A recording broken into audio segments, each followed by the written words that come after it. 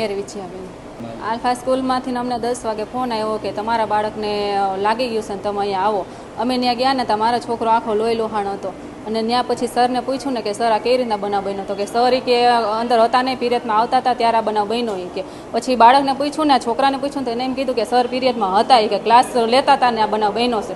CCTV camera અમે જોયું તો સર ત્યાં ઊભા છે ને આ બનાવ બન્યો છે. એ 2 છોકરા બાંધ્યા, એમાં એ છોકરાને હાથમાં કડું પહેર્યું હતું ને કડું આને મારી દીધું. અને સર ત્યાં હાજરમાં હતા. અભ્યાસ કરે 7મા ધોરણમાં. મેર આર્યન નામ છે સર. હા, શિક્ષકની બેદરકારી. શિક્ષક હતા અને આ બનાવ બન્યો. બારે નાસ્તો કરતો ના બનાવ બન્યો હોય તો આપણે સમજ્યા, પણ આ તો ચાલુ ક્લાસે આ બનાવ બન્યો તો શિક્ષકની પૂરેપૂરી બેદરકારી છે.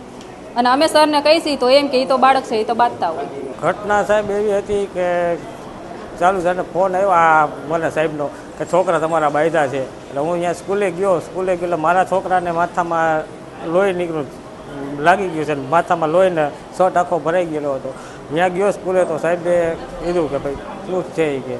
એટલે સાહેબ હતા હાજરમાં અને ચાલુ પીરિયડમાં મારા છોકરા ઉપર બીજા 2 છોકરા બાંધીને પૂરા છોકરાએ માથામાં કડું મારી દીધું.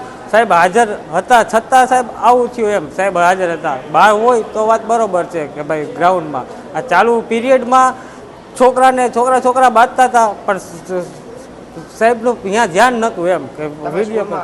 ના સ્કૂલમાં તો સાહેબને કીધું, પ્રિન્સિપાલને કીધું હતું તો એ પ્રિન્સિપાલ તો એમ કે છોકરાઓ છે એ તો કે બાંધ્યા રાખે. એ કે મેં એ બાંધ્યા રાખે તો જવાબદારી તો સ્કૂલની હોય ને સાહેબ. ક્લાસમાં થયું, બહાર થયું હોય તો બરોબર છે.